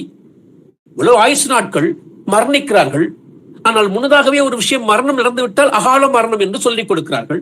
ஆக இவன் பதிவு செய்கிறான், நான் பாவிகள் அகால பாவி பிறவி என்று சொல்லுகிறான். என் பிறப்பை குறித்து அவன் தன் பிறப்பை குறித்து அவன் வெளிக்காட்டிய பொழுதுதான் இப்படி இருந்த இந்த பவுல் தான் பின் என்னவாக சொல்லிக் கொடுக்கிறான், நான் கிறிஸ்துவை பின்பற்றுவது போல. எவ்வளவு தைரியம் அவனுக்கு! காரணம், அவன் அந்த அளவிற்கு தேவனுக்கு பிரயாசப்பட்டிருக்கிறான். அவன் ஓடி இருக்கிறான். அவன் ஓட்டங்கள் வீணாக ஓடியது இல்லை என்று பதிவு செய்கிறான். பசி, கொடுமை, நிர்வாணம், உபவாசம், கள்ளர்கள் மூலம் வரக்கூடிய உபத்திரவம், பிரயாணம், அநேக பிரயாணம், குளிர், வெயில், மழை என்று பாராமல் சத்தியத்தை அறிவிப்பதற்காக கால் கடந்து ஓடிக்கொண்டே இருக்கிறான். மாதங்கள், காலங்கள் கடந்து கொண்டிருக்கின்றன. ஆனால் இப்படி நடந்த பொழுது அவன் பதிவு செய்கிற விஷயம், நான் பாவி என்கிற உணர்வு அவனுக்குள் வந்து கொண்டே இருக்கிறது. என்னை மீட்டெடுத்தார் கர்த்தர் என்ற உணர்வு இருந்தாலும் கூட, ஆண்டவரே, நீர் கொடுத்த வேலையை நான் இன்னும் முன்னுதாரணமாக செய்ய வேண்டும், மற்றவர்களுக்கு நான் முன்னுதாரணமாக இருக்க வேண்டும் என்பதை அவன் உணர்ந்தபடியால் தான் அதை இவ்வளவு ஓட்டமாக செய்கிறான். அப்படி செய்தபடியால் வருகிற வார்த்தை தான், நான் கிறிஸ்துவை பின்பற்றுகிறது போல என்னை பின்பற்றுகள் ஆகுங்கள் என்று அவன் சொல்கிறான். அது புத்தி என்று பதிவு செய்கிறது வேதம். மிக சாதாரணமாக வேதம் ஒரு விஷயத்தை பதிவு செய்துவிட்டு போவதில்லை. இது மற்ற புத்தகங்கள் போல அல்ல. இது பரிசுத்த வேதாகும். இதில் எழுதப்பட்டவைகள் கர்த்தருடைய வார்த்தை என்பதை மறந்துவிட வேண்டாம். பிரியமானவர்களே, தொடர்ந்து இன்னொரு பகுதியும் வாசிக்கலாம். 2 தீமோத்தி புத்தகம் 3வது அதிகாரம் 14 முதல் 17 முடிய வாசிக்கலாம். நீ கற்று நிச்சயித்து கொண்டவைகளில் நிலைத்திரு. அவைகளை இன்னாரிடத்தில் கற்றாய் என்று நீ அறிந்திருக்கிறதும் அல்லாமல், கிறிஸ்து இயேசுவை பற்றும் விசுவாசத்தினாலே உன்னை இரட்சிப்புக்கு ஏற்ற ஞானம் உள்ளவனாக்கத்தக்க பரிசுத்த வேத எழுத்துக்களை நீ சிறு வயது முதல் அறிந்தவன் என்றும் உனக்கு தெரியும். வேத வாக்கியங்கள் எல்லாம் தேவ ஆவியினால் அருளப்பட்டிருக்கிறது. தேவனுடைய மனுஷன் தேறினவனாகவும் எந்த நற்கிரியையும் செய்ய தகுதி உள்ளவனாகவும் இருக்கும்படியாக அவைகள் உபதேசத்துக்கும், கடிந்து கொள்ளுதலுக்கும், சீர்திருத்தலுக்கும், நீதியை படிப்பிக்குதலுக்கும் பிரயோஜனம் உள்ளவைகளாய் இருக்கிறது. ஆமேன். ஆமேன். இங்கே தீமோத்தேயுக்கு தொடர்ந்து அவன் எழுதும் பொழுது சில காரியங்களை கவனித்து பாருங்கள். நீ கற்று நிச்சயித்துக் கொண்டவைகளில் நிலைத்து இரு. ஏற்கனவே ஒரு முறை சொல்லியிருக்கிறான். நீ எதை கற்றுக்கொண்டாய் என்று சொல்லிக் கொடுக்கிறான். நீ கற்று நிச்சயித்துக் கொண்டவைகளில், நன்றாக கவனிங்கள், அவன் முதல் வார்த்தையை பயன்படுத்துகிறான். நீ கற்றுக்கொண்டது. இயேசு சொன்னார் அல்லவா, மத்தேயு புத்தகம் 11ஆம் அதிகாரம் 29 என் நுகத்தை ஏற்றுக்கொண்டு என்னிடத்திலே கற்றுக்கொள்ளுங்கள். அவன் எங்கே கற்றுக்கொண்டிருக்கிறான்? நீ கற்று நிச்சயித்துக் கொண்டவைகள். நன்றாக புரிந்து கொள்ளுங்கள் பிரியமானவர்களே. நான் மீண்டும் மீண்டுமாக இந்த காரியங்களை உங்களோட பேசிக்கொண்டே வருகிறேன். நீங்கள் வேதமிடுங்கள். உங்களோடு கர்த்தர் பேசுவார். ஒரு பட்சபாதம் இல்லாத தேவன் உங்களோடு நிச்சயமாக பேசுவார். நீங்கள் வேதமிடுங்கள். அதைத்தான் இங்கு வசனம் பதிவு செய்கிறது. நீங்கள் கற்றுக்கொள்ளுங்கள் தேவனிடத்திலிருந்து. 1 யோவான் 2:27 செய்கிறது. என்ன சொல்கிறது? அபிஷேகம் செய்த ஆவியானவர் எல்லாவற்றையும் உங்களுக்கு போதிப்பார் என்று. ஆக நீங்கள் கற்றுக்கொள்ள வேண்டும் தேவனிடத்திலிருந்து. ஆக நீங்கள் கற்றுக்கொண்டது, தேவனிடத்தில் கற்றுக்கொண்டதுதான் நிச்சயம் என்றால் வசனம் சொல்லுகிறது, அது நிலைத்து இரு. மீண்டுமாக உங்களுக்கு ஞாபகப்படுத்துகிறேன், வாசிக்கக்கூடிய வசனங்களை நன்றாக விளங்கிக் கொள்ள வேண்டும். எழுதப்பட்ட வசனங்கள் ஒரு அளவிற்கு நிச்சயித்துக் கொண்டவர்களாக நீங்கள் இருக்க வேண்டும். நாம் வேக வேகமாக ஓடுவதற்காக அல்ல, அநேக வசனங்களை வாசித்து விட்டு கடந்து போவதற்காக அல்ல. ஒவ்வொரு வசனமும் என்ன சொல்லிக் கொடுக்கிறது என்பதை நிதானித்து பார்க்கக்கூடியவர்கள் தான் நாம். அந்த வகையில இங்கே பேதுருக்கு, இங்கே பவுல் வந்து தீமோத்தேயுக்கு எழுதுகிறான், நீ கற்று நிச்சயித்துக் கொண்டவைகளில் நீ கற்றது சரிதான் என்றால், வீட்டு சபை சரிதான் என்றால் அதில் நிலைத்திரு என்று வேதம் சொல்லிக் கொடுக்கிறது. ஆதித்திருச்சபை வீடுகளில் தான் கூடியது என்று வேதம் பதிவு செய்கிறது. 1 கொரிந்தியர் புத்தகம் 16ஆம் அதிகாரமோ இல்ல கொலோசியர் புத்தகமோ 4:15 சொல்லிக் கொடுப்பது போல வீட்டில் சபை கூடியது. ரோமர் புத்தகம் 16ஆம் அதிகாரமோ இல்ல பிலமோன் 1:2 எல்லாம் எங்கு பதிவு செய்கிறது? வீடுகளிலே சபை கூடியது என்று வேதம் பதிவு செய்கிறது என்றால், நான் கற்று நிச்சயித்துக் கொண்டவைகள் என்ன செய்ய வேண்டும்? நிலைத்திருக்க வேண்டும். அதைத்தான் அவன் தீமோத்தேயுக்கு சொல்லிக் கொடுக்கிறான். ஏனென்றால் அடுத்த வார்த்தை கவனிங்கள், அவைகளை இன்னாரிடத்தில் கற்றாய் என்று நீ அறிந்திருக்கிறாய். ஐயா, நீ யாரிடத்தில் கற்றுக்கொண்டாய் என்பதை மனதில் வைத்துக்கொள். எல்லாவற்றையும் உனக்கு போதிப்பார் என்று வசனம் சொல்லிக் கொடுக்கும். ஏனால் நான் வேதத்தை எடுத்துக்கொண்டு தேவனிடத்திலே போய் அமர வேண்டும். கர்த்தரே, நீர் எனக்கு சொல்லிக் கொடும், நான் அதை கேட்கிறேன் என்று எப்பொழுது நாம் சொல்ல ஆரம்பிக்கிறோமோ, நீங்கள் கற்றுக்கொள்வதற்கு அவர் கற்றுத் தருவதற்கு தயாராக இருக்கிறார். எல்லாவற்றையும் நான் ஒரு மனிதனிடத்திலே போய் கேட்டுக்கொண்டே இருப்பேன் என்றால் செவித்தினவு கண்டிப்பாக வந்துவிடும். சுய இச்சை அங்கே வந்துவிடும். நீங்கள் வேதத்தை எடுத்து வாசிக்க வேண்டிய நேரம் தான் இந்த நேரம். இதை விட வேறு தருணம் இல்லை என்று தான் சொல்லலாம். ஆக கற்று நிச்சயித்துக் கொண்டவைகள், இதுதான் சத்தியம். ஆமாம், புதிய உடன்படிக்கையில் தசமபாகம் இல்லை என்று வசனம் சொல்லிக் கொடுப்பதென்றால் அது நிச்சயம். அப்போ அதில் நிலைத்திருங்கள். இயேசு கிறிஸ்து நாமத்தில் தான் ஞானஸ்தானம் என்று வேதம் பதிவு செய்திருக்கிறது என்றால் அது நிச்சயம். அதில் நிச்சயித்துக் கொண்டு இருங்கள். கற்ற பிறகு அது நிலைத்திருக்க வேண்டும். கேட்டதால் அல்ல. நீங்கள் கவனிக்க வேண்டும். யாரோ ஒரு நபர் சொன்னார் என்பது கேட்டதற்காக, அந்த போதகர் அப்படி சொன்னார், இந்த போதகர் இப்படி சொன்னார் என்பதற்காக அல்ல. நீங்கள் கற்றுக்கொண்டது எங்கு? வேதத்தில் கற்றுக்கொண்டீர்களா? அப்போ நீங்கள் வேதத்தை வாசித்தீர்களா? யோசித்து பார்க்க வேண்டும். நான் வாசித்தது சரிதான் என்றால், என கர்த்தர் என்னோடு பேசியது சரிதான் என்றால் அதில் நான் நிலைத்திருக்க வேண்டும். அன்பு காட்டச் சொன்னார் கர்த்தர். மனைவியை நேசிக்க சொன்னார். கணவனை நேசிக்க சொன்னார். மனைவிகளே, உங்கள் சொந்த புருஷருக்கு கீழ்ப்படிங்கள் என்று சொல்லிக் கொடுத்தார். அது கற்றுக் கொடுத்தது வேதம் என்றால் நான் அதில் நிலைத்திருக்க வேண்டும். இல்லை அட்ஜஸ்ட் செய்து கொள்ளுகிறேனா? யோசித்து பாருங்கள். கர்த்தருடைய வார்த்தையை நான் விட்டுக் கொடுக்கிறேனா?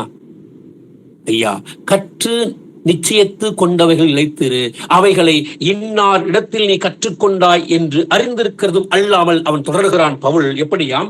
கிறிஸ்து இயேசுவை பற்றும் விசுவாசத்தினாலே உன்னை ரட்சிப்புக்கேற்ற ஞானம் உள்ளவன் ஆக்கத்தக்க. நன்றாக கவனியுங்கள். உங்கள் ரட்சிப்புக்கு ஏற்ற உங்களை ஞானம் உள்ளவனாக்க வேண்டும் என்றால் எந்த எழுத்துக்களை நீங்கள் வாசிக்க வேண்டும்? பரிசுத்த வேத எழுத்துக்களை. அந்த பரிசுத்த வேத எழுத்துக்கள் உங்களை என்னவாக மாற்றுகிறது? ஞானம் உள்ளவனாக மாற்றுகிறது. ஞானம் உள்ளவனாக மாற்றும் என்றால் நீங்கள் எதை கொண்டு வருகிறீர்கள்? விசுவாசத்தை கொண்டு வருகிறீர்கள். அது எங்கு கொண்டு செல்கிறது? ரட்சிப்புக்கு நேராக கொண்டு செல்கிறது. எதன் மூலமாக? இயேசுவை பற்றும் அந்த விசுவாசத்தின் மூலமாக.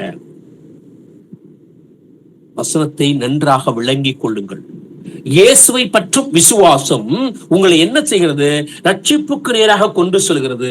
ரட்சிப்புக்கு நேராக கொண்டு செல்லும் என்றால் நான் ஞானம் உள்ள மனிதனாக இருக்க வேண்டும். எப்பொழுது? அது பரிசுத்த வேத எழுத்துக்களை கற்றுக்கொள்ளும் பொழுது. அதனால்தான் வசனம் சொல்லிக் கொடுக்கிறது. அடுத்த வார்த்தை சொல்லுகிறது, எப்படியாம்? வேத வாக்கியங்கள். ஐயா, நீங்கள் சிறு வயது முதல் படிக்கக்கூடிய இந்த வேதாகம புத்தகம் யாரோ ஒரு மனிதன் எழுதின கதை புத்தகம் அல்ல, தேவ ஆவியால் அருளப்பட்டிருக்கக்கூடிய புத்தகம் என்பதை மறந்துவிட வேண்டாம். என் கர்த்தர் எழுதிய புத்தகம் என்றால் எவ்வளவு பய உணர்வோடும் அன்போடும் அதற்கு நான் கீழ்ப்படிய வேண்டும் என்பதை நாம் கற்று நிச்சயித்துக் கொண்டவர்களாக இருக்க வேண்டும். ஏனென்றால் அடுத்த வார்த்தையும் கவனிங்களேன். தேவனுடைய மனுஷன் என்னவாக இருக்கிறான்? தேறினவனாகவும். நீங்கள் வசனத்தில் தேர்வீர்கள் என்றால் அன்புக்கும் நற்கிரைகளுக்கும் தகுதி உள்ளவனாக இருக்கும்படி. இப்போ பாருங்கள், அந்த ஆரோக்கியமான உபதேசம் என்ன கொண்டு வருகிறது என்பதை நீங்கள் தெரிந்து கொண்டீர்கள். நீங்கள் நிச்சயித்துக் கொண்டவர்கள், அதில் நிலைத்திருக்கிறீர்கள். அவைகள் யாரிடத்தை கற்றுக்கொண்டீர்கள் என்று உங்களுக்கு தெரிகிறது. அது உங்களுக்கு என்ன கொடுக்கிறது? விசுவாசத்தை கொடுக்கிறது. விசுவாசம் உள்ள அந்த விஷயங்கள் என்ன கொண்டுகிறது? ஞானமுள்ளதாக மாற்றுகிறது. அது என்ன? சக்தி எழுத்துக்கள். அது தேவனுடைய ஆவியால் கொடுக்கப்பட்டிருக்கிறது. ஆக இப்படி இருக்கிற இந்த மனிதன் நீங்கள் தேர வேண்டும். அன்பிலே நீங்கள் தேர்வீர்கள் என்றால் நற்கிரியை செய்யவும் நீங்கள் தகுதி உள்ளவர்களாக மாறிவிடுவீர்கள். அவைகள் அந்த வேத எழுத்துக்கள் என்ன செய்கிறதாம்? உபதேசத்துக்கும் சாந்தத்தோடும் உபதேசத்தோடும் என்று பார்த்தோம் அல்லவா? அந்த உபதேசத்துக்கும் அடுத்து பாருங்கள், மீண்டுமாக அவன் உபதேசத்தை கூட்டுகிறான். கடிந்து கொள்ளுதலுக்கும். கடிந்து கொள்ளும் பொழுது நன்றாக கவனிங்கள், இந்த உபதேசம் புதிதாக இருக்கிறது என்றுதான் தேவனை இயேசு விட்டு விட்டு பிரிந்து போனார்கள் அநேக கூட்டம். அப்பத்தையும் மீனையும் சாப்பிட்ட கூட்டம் தான் சொன்னது, இது கடின உபதேசம், யார் இதை பின்பற்றுவார் என்று அவர்கள் சொன்னார்கள். கர்த்தர் கேட்டார், நீங்களும் போக மனதாக இருக்கிறீர்களோ என்று கேட்டார். பேதுரு பதிவு செய்கிறான், ஜீவனுள்ள வார்த்தை உம்மிடத்தில் அல்லவோ இருக்கிறது என்று அவன் பதிவு செய்கிறான். ஆக இயேசு பேசிய வார்த்தை ஜீவன் உள்ளது என்றால் அந்த உபதேசம் என்னவாக மாறுகிறது? கடிந்து கொள்ளுதலாக மாறுகிறது. அந்த கடிந்து கொள்ளும் பொழுது எப்படி? மனம் திரும்புங்கள், நீங்கள் பாவிகளாக இருக்கிறீர்கள், நீங்கள் பாவத்தில் இருந்து கொண்டிருக்கிறீர்கள், இன்னமும் உங்கள் பாவத்தை நீங்கள் விடவில்லை என்று சொல்லிக் கொடுக்கிறது. அப்படி நான் அதை உணர்ந்து கொண்டேன் என்றால் நான் சீர்திருத்தப்படுகிறேன். நான் ஒரு சீரமைப்பாக, என் பாவத்தை விட்ட மனிதனாக, நேர்மையான மனிதனாக மாற்றப்படுகிறேன். சீர்திருத்தலுக்கும் அடுத்து நான் பாவத்தை விட்டு நேராக மாறுகிறேன் என்றால் அடுத்து எதை கொண்டு வருகிறேன்? நீதியை படிப்பிக்குதல். தேவனுடைய வார்த்தைக்கு கீழ்ப்படிந்த வசனத்தை நிறைவேற்றுவதற்காக ஓட ஆரம்பிக்கிறேன். அதுதான் ஐயா எனக்கு பிரயோஜனமாக இருக்கிறது. இதுதானே உங்களுக்கு பிரயோஜனம். வேற என்ன இருக்க முடியும்? எவ்வளவு தெளிவாக திமோத்தேயுக்கு எழுதும் பொழுது பவுல் சொல்லிக் கொடுக்கிறார் என்பதை கவனித்துக் கொள்ள வேண்டும். ஏனென்றால் வேத வசனங்கள் எல்லாம் தேவ ஆவியால் அருளப்பட்டிருக்கிறது என்பதை உணர்ந்து கொள்ள வேண்டும். அநேகர் தெரிந்து வைத்திருப்பார்கள், அர்த்தமில்லை. நீங்களும் நானும் தான் அதை உணர்ந்திருக்கிறோம். உணர்ந்தவனுக்குத்தான் தெரியும் அதனுடைய அடுத்தடுத்த நிலை என்ன என்பது. தெரிந்து வைத்துக் கொண்டிருக்கிறார்கள் இயேசும் ஒரு கடவுள் தான் என்று. ஆனால் நமக்குத்தான் தெரியும், நமக்குத்தான், நாம் தான் அதை உணர்ந்திருக்கிறோம், தேவன் இயேசுதான் எல்லாமே என்று. 10-11 இல்லை சகோதரர்களே. கர்த்தர் மாத்திரமே தேவன் என்பதை உணர்ந்தவர்கள் தான் கர்த்தரோடு இசைந்திருக்கக்கூடியவர்கள். தொடர்ந்து வாசிக்கலாம். 2 தெசலோனிக்கர் புத்தகம் 2வது அதிகாரம் 10 முதல் 12 முடிய வாசிக்கலாம். கெட்டு போகிறவர்களுக்குள்ளே அநீதியினால் உண்டாகும் சகலவித வஞ்சகத்தோடும் இருக்கும். ரட்சிக்கப்படத்தக்கதாய் சத்தியத்தின் மேலுள்ள அன்பை அவர்கள் அங்கீகரியாமல் போனபடியால் அப்படி நடக்கும். ஆகையால் சத்தியத்தை விசுவாசியாமல் அநீதியில் பிரியப்படுகிற யாவரும் ஆக்கினைக்குள்ளாக்கப்படும்படிக்கு அவர்கள் பொய்யை விசுவாசிக்கத்தக்கதாக கொடிய வஞ்சகத்தை தேவன் அவர்களுக்குள்ளே அனுப்புவார். ஆமென். ஆமென். மீண்டும் ஒரு முறை கர்த்தருடைய வார்த்தை நம்மை எச்சரிக்கிறது என்பதை கவனித்துக் கொள்ள வேண்டும். கெட்டு போகிறவர்களுக்குள்ளே அநீதினால் உண்டாகும் சகலவித வஞ்சகத்தோடும் இருக்கும். ரட்சிக்கப்படத்தக்கதாக சத்தியத்தின் மேல் உள்ள அன்பை அவர்கள் அங்கீகரியாமல் போனபடியினால். கவனிங்கள், நீதி உங்களை தேவனுக்கு நேராக கொண்டு செல்லும், அநீதி உங்களை கெடுத்துவிடும். வார்த்தைகளை இப்படி புரட்டி பாருங்கள். கெட்டு போறவர்களுக்குள்ளே அநீதினால் உண்டாவது என்ன? வஞ்சகம். நல்ல நீதி, நல்ல மார்க்கம், சத்திய மார்க்கம் உங்கள் தேவனத்திலே கொண்டு செல்லும். ஆனால் அநீதி இருக்குமானால் அங்கு என்ன இருக்கும்? வஞ்சகம் இருக்கும். வஞ்சகம் இருந்தால்தான் அங்கே நீதியை சரி செய்ய முடியாது. எது வஞ்சகம்? தசோபாகம் என்பது வஞ்சகம். தேவன் 3 பேர் என்பது வஞ்சகம். அது என்ன? அது நீதி இல்லை. அப்போ அது அநீதி. அப்போ அந்த அநீதியில் பிரியப்படுகிற என்னவாக மாறுகிறார்கள்? கெட்டு போகிறவர்களாக மாறுகிறார்கள். அவர்களுக்கு எப்படி ரட்சிப்பு கிடைக்கும்? காரணம், அவர்கள் சத்தியத்தின் மேலுள்ள என்னவம்? அன்பை அவர்கள் அங்கீகரியாமல் போனபடியினால். சத்தியத்தின் மேலுள்ள அன்பு. கவனிங்கள், நான் இயேசுவின் மேலுள்ள அன்பை அங்கீகரியாமல் போனபடியினால் சத்தியத்தை விசுவாசியாமல் அநீதியில் பிரியப்படுகிற யாவரும் ஆக்கினைக்கு உள்ளாவார்கள். பிரியமானவர்களே, சத்தியத்தை விசுவாசியாமல் நானே வழியும் சத்தியமும் ஜீவனுமாய் இருக்கிறேன் என்று யோவான் 14 கர்த்தர் பதிவு செய்திருந்தும் கூட அந்த சத்தியத்தை விசுவாசியாமல் அநீதியில் பிரியப்படுகிறார்கள். அநீதி செய்வதற்கு முன்னதாக வருகிறது தான் பிரியம். காரியம் செய்வதற்கு முன்னதாக வருவதுதான் அதன் மேல் பிரியப்படுகிற ஒரு விஷயம். நான் பிரியப்பட்டால் என்ன நடக்கிறது? ஆக்கினை உண்டு என்பதை மறந்துவிட வேண்டாம். ஒரு வசனத்தை நீங்கள் வாசிக்கலாம். ரோமர் புத்தகம் 8ஆம் அதிகாரம் 1 வசனத்தை வாசிக்கலாம். ஆனபடியால் கிறிஸ்து இயேசுவுக்கு உட்பட்டவர்களாயிருந்து மாம்சத்தின்படி நடவாமல் ஆவியின்படியே நடக்கிறவர்களுக்கு ஆக்கினை தீர்ப்பு இல்லை. ஆமென். யாருக்கு ஆக்கினை தீர்ப்பு இல்லை?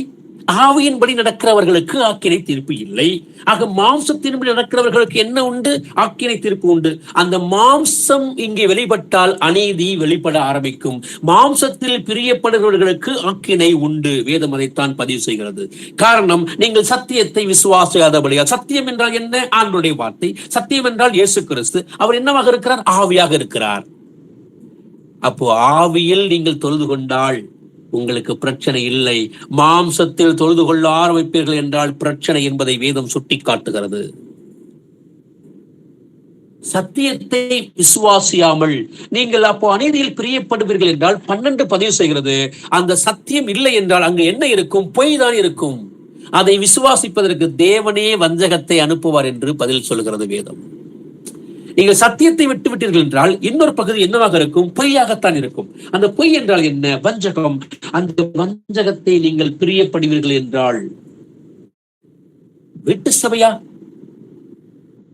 கேள்வி கேட்பார்கள். ஆமாம், சத்தியத்தை சத்தியத்தின்படி நாங்கள் சொல்லவும் செய்யவும் செய்கிறோம். சொல்வது மாத்திரமல்ல, செயலில் காட்டுகிறோம். அண்ணன், தம்பி, மாமான், மச்சான் என்ற உறவுகளுக்கு இங்கு வேலை இல்லை. இங்கே பெரிய பெரிய தலைகள் என்று சொல்லக்கூடியவர்களுக்கு வேலை இல்லை. படித்தவன், படிக்காதவன், ஏழை, பணக்காரன் என்ற பாகுபாடு இல்லை. அவன் இவன் என்ற ஏக வசனம் இல்லை. எல்லோரும் ஒன்றுதான் என்று வேதம் பதிவு செய்திருக்கும் பொழுது எங்களுக்குள் பேதம் இல்லை என்று சொல்லி காட்டுவதுதான், அதை வாழ்ந்து காட்டுவதுதான் வீட்டு சபை. ஆக அப்படிப்பட்டவர்களுக்கு பொய்யை விசுவாசிக்கத்தக்க இருதயம் இல்லை என்பதை நாம் அவர்களுக்கு காட்டிக் கொடுத்து கொண்டே இருக்கிறோம். தொடர்ந்து இந்த வசனத்தை வாசிக்கலாம்.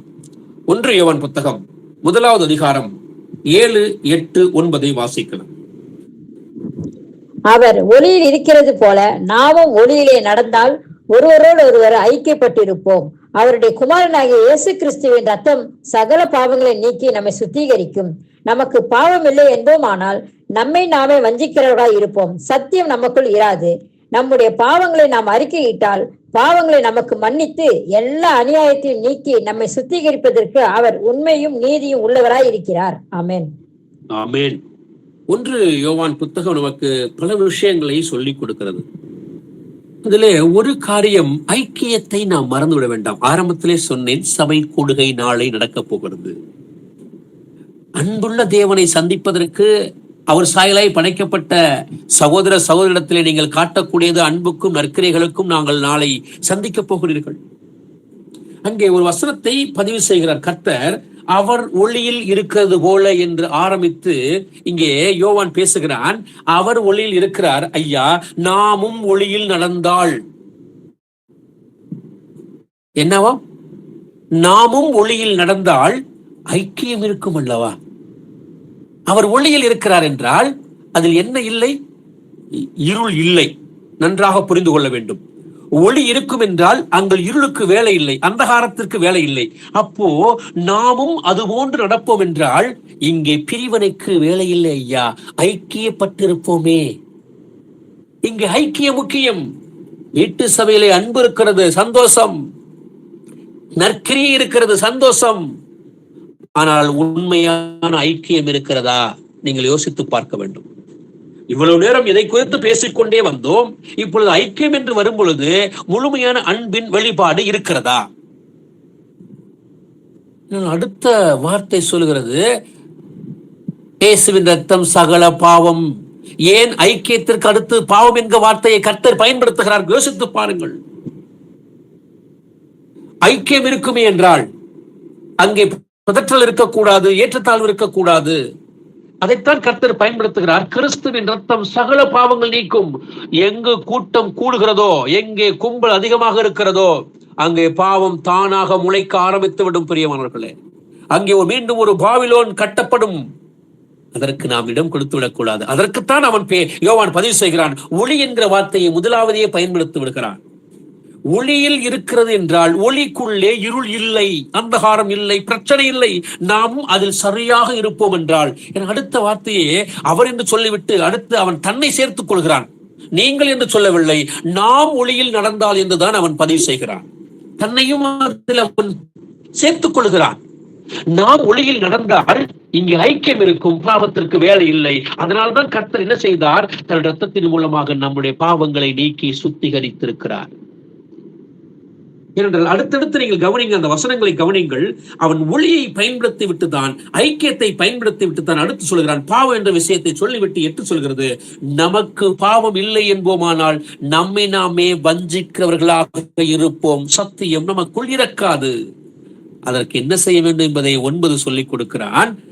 நம்முடைய பாவங்களை நாம் அறிக்கையிட்டால் பாவங்களை நமக்கு மன்னித்து எல்லா அநியாயத்தையும் நீக்கி நம்மை சுத்திகரிப்பதற்கு அவர் உண்மையும் நீதியும் உள்ளவராக இருக்கிறார். பிரியமானவர்களே, இங்கு ஐக்கியம் மிகவும் முக்கியம் என்பதை மறந்துவிட வேண்டாம். ஐக்கியம் எப்பொழுது சீர்கட்டு போகிறதோ பிரச்சனை எழும்ப ஆரம்பிக்கும். ஏனென்றால் ஒன்றை கவனித்துக் கொள்ளுங்கள். மேலோட்டமாக உங்களுக்கு சொல்லுவோமானால், மத்தேயு புத்தகமோ இல்ல லூக்கா புத்தகமோ மார்க் புத்தகமோ பதிவு செய்கிறது, தங்களில் யார் பெரியவர் என்று அவர்களுக்குள்ளே சண்டை வருகிறது. அப்போஸ்தலர்களுக்குள்ளே இவ்வளவுக்கும் இயேசு கூட தான் இருக்கிறார். வானத்தையும் பூமியையும் படைத்த கர்த்தர் கூடவே தான் இருந்து கொண்டிருக்கிறார். அவர்களுக்குள் யார் பெரியவர் என்கிறது எண்ணம் வருகிறது. ஐக்கியம் இல்லையே. ஆனால் தேவன் மரிக்கிறார், மீண்டும் எழும்புகிறார் ஜீவனோடு. அவர் சென்று தன் ஆவியை அளவில்லாமல் அவர்களுக்கு கொடுக்கிறார். பெந்தகோஸ்து நாளிலே இப்பொழுது அந்த ஆவியை பெற்ற பிறகு பேதுரு பேச எழுந்து நிற்கும் பொழுது அவன் பேசுகிறான். மீதி கூட இருக்கக்கூடிய யார் பெரியவர்கள் என்று தங்களுக்குள் அடித்துக் கொண்டார்களோ அவர்கள் அமைதியாக கூட நின்று கேட்டுக்கொண்டிருக்கிறார்கள். பேதுரு பேச ஆரம்பிக்கிறார். இப்பொழுது ஐக்கியம் எப்படி வந்தது? அந்த ஆவி வருகிறது என்றால், தேவனுடைய ஆவியை நிரம்ப பெற்றிருப்பீர்கள் என்றால் உங்களுக்குள் பேதமை இருக்காது. பெரியவர் சிறியவர் என்ற எண்ணம் வராது. நான் அப்படிப்பட்டவர், என் பதவியை குறித்து, நான் பார்க்கிற வேலையை குறித்து, நான் சம்பாதித்திருக்கிற சம்பாத்தியத்தை குறித்து, நான் வந்திருக்கக்கூடிய பின்பலத்தை குறித்து, என் தகப்பனார் என் தாயாருடைய நிலை என்ன, என் கணவன் என்னுடைய மனைவி பார்க்கிற வேலைகள் என்ன, நான் படித்த படிப்பு என்ன, என் பிள்ளைகள் என்ற எந்த எண்ணமும் இருக்காது. இப்பொழுது ஒன்றே ஒன்று இருக்கும், தேவனை மாத்திரம் அறிவிக்கக்கூடிய, தேவனை மாத்திரம் பின்பற்றக்கூடிய எண்ணம் மட்டுமே இருக்கவே தவிர வேற ஒரு எண்ணமும் இருக்காது. இல்லை என்றால் அவன் சொல்லுகிறான், பாவம் என்கிற ஒன்று முளைக்க ஆரம்பித்து விடும். அதைத்தான் அவன் வேறுவிதமாக சுட்டி காட்டுகிறான். அவருடைய குமாரனாகிய இயேசு கிறிஸ்துவின் ரத்தம் சகல பாவங்கள் நீக்கி நம்மை சுத்திகரிக்கும் ஐயா. கடைசியாக ஒரு வசனத்தை வாசித்து முடிக்கலாம். 2 பேதுரு புத்தகம் 1வது அதிகாரம் 19-20 வாசிக்கலாம். அதிக உறுதியான தீர்க்க தரிசன வசனமும் நமக்கு உண்டு. பொழுது விடிந்து விடிவெள்ளி உங்கள் இருதயங்களில் உதிக்கும் அளவும் இருளுள்ள ஸ்தலத்தில் பிரகாசிக்கிற விளக்கை போன்ற அவ்வசனத்தை கவனித்திருப்பது நலமாயிருக்கும். வேதத்தில் உள்ள எந்த தீர்க்க தரிசனமும் சுய தோற்றமான பொருளை உடையதாய் இராது என்று நீங்கள் முந்தி அறிய வேண்டியது. ஆமேன். ஆமேன். ஆக நாம் இன்று நாளில் பார்த்த அத்தனை வசனங்களும் சுய தோற்றமுள்ளதாக இல்லை. வேதம் நமக்கு சொல்லிக் கொடுப்பது அத்தனையுமே நாம் அவரோடு ஐக்கியப்பட வேண்டும் என்கிற விஷயம். அதிக உறுதியான தீர்க்க தரிசனம் நமக்கு உண்டு. பொழுது விடிந்து விடிவெள்ளி உங்கள் இருதயங்களில் உதிக்கும் அளவும் இருளுள்ள ஸ்தலத்தில் பிரகாசிக்கிற விளக்கை போன்று நீங்கள் இந்த வசனத்தை கவனித்திருப்பது நலமாக இருக்கும். அது நல்ல விஷயம் என்று அவன் பதிவு செய்கிறான். ஏனென்றால் இருள் நீங்கி போய்விட்டது. இருளாக இருக்கக்கூடிய இடத்தில் ஒரு ஒளி ஊட்டம் ஏற்பட்டால் எப்படி இருக்கும், எவ்வளவு பிரகாசமாக இருக்கும். அதை நாம் முந்தி கவனிக்க வேண்டியது அவசியம். பிரியமானவர்களே, சத்தியத்தை அறிந்த பிள்ளைகளாக இருக்கக்கூடிய நாம் நாளை தினத்திலே சபை கூடும் பொழுது மிகுந்த சந்தோஷத்தோடு தேவனுடைய அன்போடு நிறைந்து கொள்கையிலே கலந்து கொள்ளுங்கள். சகோதர சகோதரிகளை சந்திக்கும் பொழுது முழு இதயத்தோடு அவர்களிடத்தில் அன்பு செலுத்துங்கள். தேவன் நம்மை பார்த்து கொண்டே இருக்கிறார். நாம் முழு அன்பை தேவனிடத்திலே காட்டுவோம். இந்த சிந்தனையோடு இதன் அடுத்த பகுதியை இன்னொரு நாளிலே நாம் பார்க்கலாம். நாம் தலைகளை தாழ்த்தி இருதயத்தை திறந்தவர்களாய் ஒரு சிறு ஜெபம் செய்து இந்த கூடுகையை முடிக்கலாம். எங்கள் அன்பின் பரலோக தகப்பனே, எங்கள் ஆண்டவர் மற்றகருமா இருக்கிற இயேசுவே, நன்றியோடு போற்றுகிறோம். நீர் நல்லவர், நீர் வல்லவர், நீர் பரிசுத்தர், உன்னதர், கிருபையும் இரக்கமும் அன்பும் உருவானவர். நன்றியோடு உம்மை போற்றுகிறோம் அப்பா. இந்த கூடுகையிலே கலந்து கொண்ட ஒவ்வொரு சகோதரனையும் சகோதரியும் சிறு பிள்ளைகளையும் பெரியவர்களையும் இயேசு கிறிஸ்து நாமத்தினாலே ஆசீர்வதிக்கிறோம் ஆண்டவரே. இவ்வளவு நேரம் எங்களோடு நீர் பேசுகிறீர் ஆண்டவரே. உமக்கு நன்றி செலுத்துகிறோம் ஆண்டவரே. உமது கேட்ட வசனத்தின்படி நாங்கள் ஒவ்வொரு நாளும் எங்களை மாற்றிக்கொள்வதற்கு எங்களுக்கு உதவி செய்யும் ஆண்டவரே. அவையானவரை தவறுகள் மீறுதல்கள் இருந்தால் எங்களை மன்னியும் அப்பா. எங்களை தாழ்த்துக்கிறோம், பெருமையாக்குறோம். நாளை தினத்திலே சபை கூடும் போது ஆவியானவரை 100% நாங்கள் ஆவியானவரை உமக்கு பிரியமானதை செய்ய எங்களுக்கு இருதயத்தை கொடும் ஆண்டவரை. எங்களை தாழ்த்தி ஒப்புக் கொடுக்கிறோம். இயேசு நாமத்தில் ஜெபிக்கிறோம் நல்ல பிதாவே. ஆமென், ஆமென். Praise Lord, brothers and sisters. Praise Lord. Praise the Lord, brother. Sister பேசுறீங்க, அவங்க பேர் சொல்லுங்க சிஸ்டர். சிவாஜி நகர்ல இருக்கிறோம் பிரதர். அருண் பிரதர் அவர் வந்து பெங்களூர்ல இருந்து சிவாஜி நகர். சிவாஜி நகர் பஸ்லிகா சர்ச் இருக்குங்க இல்லையா? சரி, சரிங்க சிஸ்டர். அங்க இருக்கிறோம் பிரதர். யாரு கன்சீவா இருக்கா சிஸ்டர்? உங்க பொண்ணுங்களா? எங்க பொண்ணு பிரதர். பேர் சொல்லுங்க சிஸ்டர். பொண்ணு பேர் லீமா ரோஸ். Lima rose. சரிங்க சிஸ்டர். என்ன சொன்னாங்க சொல்லுங்க. முன்ன டெலிவரியில இப்பதான் மாசமாக்குறா. ஏற்கனவே ஒரு பையன் குழந்தை இருந்து செத்துச்சு. பிபி போன வருஷம் எல்லாம் பிபி ரொம்ப ஜாஸ்தி ஆயிட்டு ஒரு பையன் குழந்தை இறந்துட்டான். நாங்க இப்பதான் ஆண்டவரை பத்தி தெரிஞ்சுக்கிறோம். மறுபடியும் மாசமாக்குறா. 7 மாசமாக்குறா. திங்கட்கிழமை ஸ்கேனிங் எடுக்க போறா. கொஞ்சம் வீட்டுல கூட ரொம்ப பிரச்சனைங்க பிரதர். கணவன் மனைவிக்குள்ள கூட ரொம்ப சண்டைங்க. பொண்ணுக்கு பார்த்தா கை முந்தானத்து கை கீழே விழுந்து அடிபட்டுச்சுங்க. இன்னைக்கு தான் அருண் பிரதர் வந்துட்டு போனாருங்க. அவங்க தான் அவங்க ப்ரேயர்லாம் பாக்குறதுக்கு இது கொடுத்தாரு. எப்படி பாக்குறது அதெல்லாம் ப்ரேயர் ரிக்வெஸ்ட் எல்லாம் இருந்தா நீங்க சொல்லுங்கம்மா அவர்கிட்ட. சரி. இப்ப நம்ம லீமா ரோரி சிஸ்டருக்காக ஜெபம் பண்றோம். சரிங்க பிரதர். சரிங்க சிஸ்டர். பிரதர் உங்களுக்கு எல்லாம் சொல்லி கொடுத்திருப்பாங்க இல்லையா? சொல்லி கொடுத்தாங்க பிரதர். சரிங்க சிஸ்டர். இப்போ நம்ம எதுக்காக ஜெபம் பண்றோம்? லீமா சிஸ்டருக்காகவும் அவங்க டெலிவரிக்காகவும். கணவன் மனைவிக்குள்ள ரொம்ப பிரச்சனைங்க பிரதர். பிரச்சனை. சரிங்க சிஸ்டர். அவங்க வீட்டுக்கார் கொஞ்சம் குடிக்கிறாரு பிரதர். குடிக்கிறாங்க. சரிங்க சிஸ்டர். நீங்க ஆண்டவர் நல்லா விசுவாசிக்கிறீங்க இல்லையா? விசுவாசிக்கிறோம் பிரதர். சரிங்க சிஸ்டர், நம்ம எல்லாம் சேர்ந்து ஜெபம் பண்ணுவோம், ஒரே மனசா ஜெபம் பண்ணுவோம். அவங்க வீட்டுக்காரர் பேர் சொல்லுங்கம்மா. கோபி, கோபி பிரதர். கோபி. சரி சரி. லீமா ரோசியோட வீட்டுக்கார் பேரு கோபி. கோபி. சரி sister. நம்ம அவங்களுக்காக ஜெபம் பண்ணுவோம். கர்த்தர் நமக்கு நன்மையானதை செய்வார். எங்கள் அன்பின் பரலோக தகப்பனே, பிதாவை உம்மை நன்றியோடு போற்றுகிறோம். நீ நல்லவர் ஆண்டவரே, நீர் பரிசுத்தர் ஆண்டவரே, கிருபையுள்ளவர் அப்பா. இது இந்த வேலைக்காக நன்றி செலுத்தும் பொழுது இது சகோதரி தன்னுடைய மகளுக்காக, தன்னுடைய மகளோட கணவருக்காக பாரத்தோடு உம்மிடத்துல விண்ணப்பம் வைக்கிறாங்கப்பா. தன்னுடைய மகளுடைய மூத்த அப்பா தன்னுடைய முதலாவது பிறந்த குழந்தை இறந்து போனதாக சொல்றாங்க. அதாவது ஆண்டவரே, லீமா சகோதரியை அவருடைய கணவராகிய கோபியையும் இயேசு கிறிஸ்து நாமத்தினால் ஆசீர்வதிக்கிறேன் ஆண்டவரே. இந்த நாளில் கூட சகோதரன் மூலமாக சத்திய வசனம் அவர்களுக்கு விதைக்கப்பட்டிருக்கிறது. தங்கள் பாவங்களை உணர்ந்து என் இயேசுக்கு பிரியமானதையே நாங்கள் செய்வோம் என்கிற அந்த உணர்வை அவங்களுக்கு கொடுங்கப்பா. தப்பு என்று வரும் பொழுது அதை விட்டுவிட்டு இனி அதை செய்யாத அளவிற்கு எங்கள் இருதயம் மாற வேண்டும் என்று உங்கள்கிட்ட கேட்கிறோம் ஆண்டவரே. முதல் குழந்தை இறந்து போனாலும் மீண்டுமாக மறுபடியும் ஒரு உற்பத்தி காலத்தை கொடுத்திருக்கிறீங்கப்பா. ஒரு குழந்தை கொடுத்திருக்கிறீங்க, 7 மாதம் என்று அவங்க சொல்றாங்க ஆண்டவரே. இந்த குழந்தையை இயேசு கிறிஸ்து நாமத்தினால் ஆசீர்வதிக்கிறார் ஆண்டவரே. ஏற்ற காலத்துல அது குழந்தை ஆண்டவரே பிறப்பதற்கு உதவி செய்யுங்கப்பா. எந்த ஒரு தடையும் இல்லாமல் சுகப்பிரசவமாக அந்த பிள்ளை பிறக்கட்டும். நல்ல வளர்ச்சியோடு அவரது உமத கிருபையோடு அந்த பிள்ளை பிறக்க உதவி செய்ய மாட்டோம். முன்னதாக அவர்கள் உண்மை அறிந்து கொள்வதற்கு சகோதரர்களை அனுப்பி இன்னும் எந்தெந்த சந்தேகங்கள் இருக்கிறதோ அதையெல்லாம் நிவர்த்தி செய்து உம்மை விசுவாசிக்கத்தக்க இருதயம் அவர்களுக்கு வருவதற்கு ஆண்டவரே உமது வசனங்கள் அங்கு விதைக்கப்பட உதவி செய்ய மாட்டவரே. சகோதரியோட கணவர் கோபி குடிக்கிறாங்கன்னு சொன்னாங்க ஆண்டவரே. இந்த உலக இச்சையிலிருந்து, உலக அசுத்தத்திலிருந்து சகோதரனை மீட்டுக் கொடுக்க வேண்டுமா உங்கள்கிட்ட கேட்கிறப்பா ஆண்டவரே.